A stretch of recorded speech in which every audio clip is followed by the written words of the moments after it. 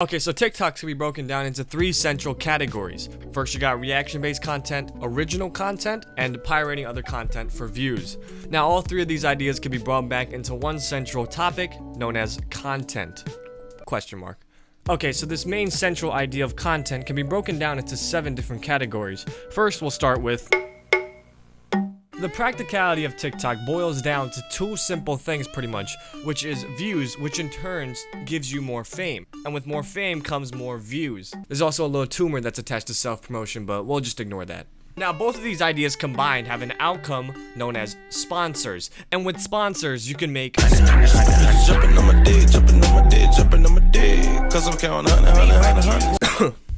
Now, going back to the central origin of content, let's talk about trends.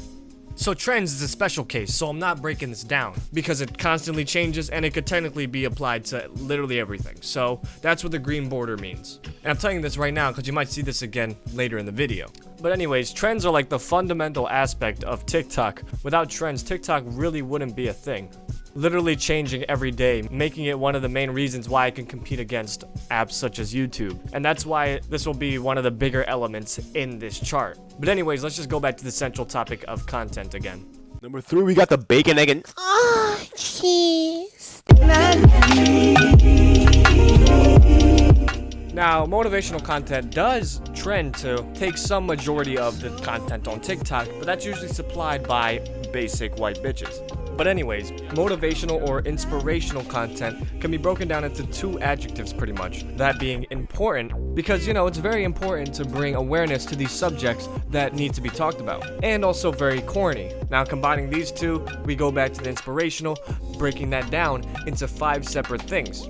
That being race, sexuality, mental health, that's deep, and furries. What the dog doing? Now, race can be broken down as a spectrum from white to really tan white, depending on what region you are. And sexuality actually can be broken down, but it seems to be infinite, so I'm not even gonna try it. And it's kinda gay.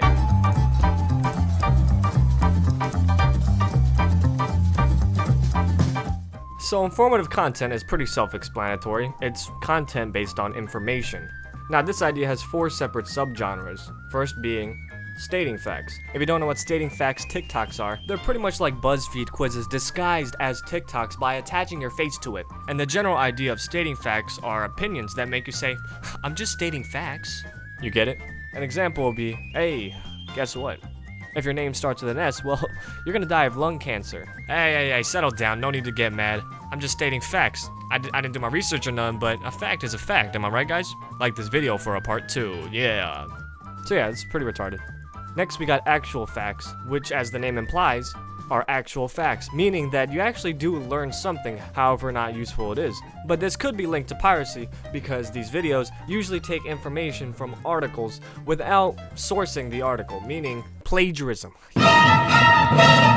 But more importantly, it's an easy way to get views from TikTok by just attaching your face to the video. Honestly, I recommend this one if you just want to get easy views. That's a TikTok top tip for y'all. Next, we got how-tos. Now, unlike the other types of informative content on TikTok, this one could actually help.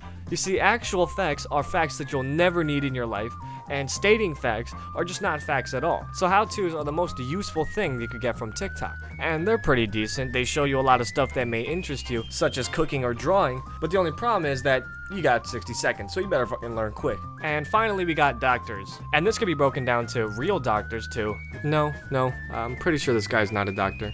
No, but seriously though, why is there so many doctors on TikTok? Big booty, what you got a big booty. Yeah, here we go.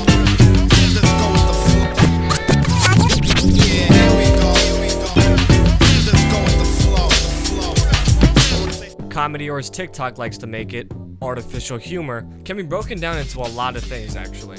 So first, obviously, we got satire. Very simple and easy to do, and it could be very funny when used correctly. To be honest, I don't see this being used very well in TikTok. However, I do see a lot of relatable humor.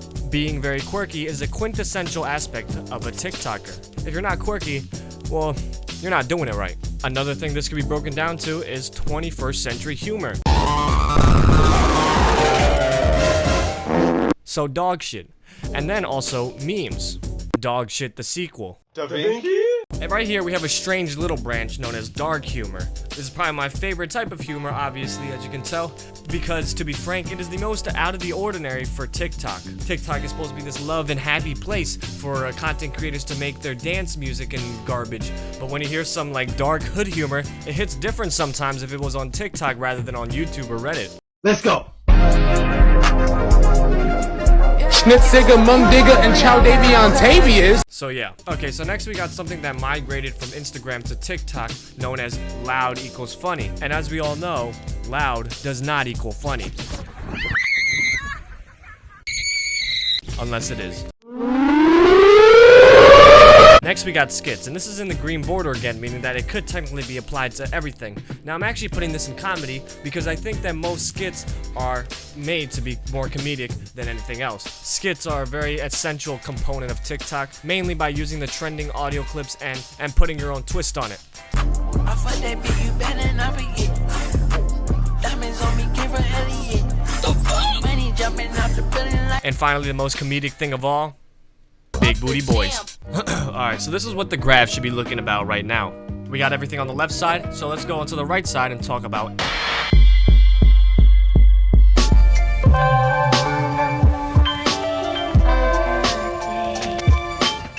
creativity is something that I lack, but is very prominent in TikToks and other social medias, especially social medias where you can share your art, your music, or pretty much anything that's creative.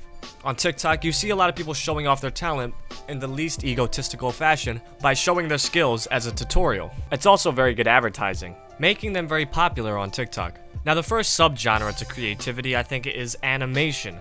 Now this is in the green border again, meaning it could be applied to everything, and I'm also categorizing this on top of content as well, because not all animations are very creative. But anyways, animation can be broken down into your style of animation. Now going back to that main idea of creativity, that can be broken down into 4 separate things, that being cooking, art, music, and dancing. Now first for music. Now specifically talking about the production of music, that can be broken down into the genre you're making. Now from genre, you could be either doing a live remix, which is having an already popular song and doing your own twist on it. Or you could be doing an original production, both being very good. Next we got cooking, and this is very simple to break down. Pretty much you could have 2 different reactions, that being, damn, that looks good as shit, to, damn, that looks like shit. Next we got art, specifically drawing, and this is probably the most creative out of the 4. And this could be broken down into either a video about your drawing collection, drawing tutorials / progressions, such good drawings that it makes others feel bad, and nightmare fuel. And I gotta be honest, there's some really good art on TikTok, horrifying or not. Anyways, we're at the home stretch, last section to this chart, and that is... Now, dancing can be broken down into a lot of things actually. It could either be your classic, cliche TikTok dancing, which is usually derived from trends, or it could be looking at the camera with minimal movement, also known as 98% of TikTok videos. What part of this deserves 66,000 views? And then you also got some good dancing, right? You got some nice dancing, but then you also got your outstanding dances, like a dance that nobody will be able to replicate because it's just that beautiful, with their elegant style and movement. And finally, you got twerking. So, pick your side, girl or boy. And yeah, that's pretty much it. This is the entire graph. I'll let you bask in its glory and observe its perfections. So yeah, I think I'm done. I have cancer now from watching all these TikToks, so thanks for watching with me and sharing the cancer. So I guess I'm out. Peace.